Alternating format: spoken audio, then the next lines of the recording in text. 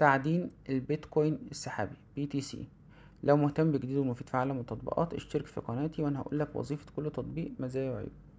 تطبيق محمله مليون مستخدم، تقدر عن طريق التطبيق ده تعمل دخل اضافي بالتعدين في البيتكوين، سواء باشتراك او بمشاهدة الاعلانات. طبعا عشان تشاهد اعلانات فانا عايز اقولك ان انت محتاج تشاهد 120 اعلان في ظرف اسبوع عشان تكسب $2. طيب ولو اشتركت يا جماعة في التطبيق وتطبيق باللغة العربية، في ناس بتشترك ب190 ريال سعودي، في ناس بتشترك ب$100. وللأسف الأرباح في واحد $2، في واحد $10. فيعني الأرباح مش جاية خالص جنب الاشتراك.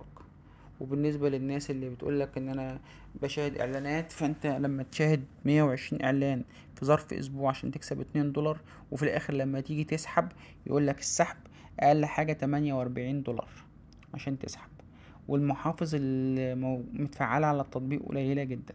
فلو انت معاك محفظة باينانس او غيرها من المحافظ، هتلاقي يقولك ما ينفعش ان انت تسحب، او الحد الادنى للسحب غير متاح.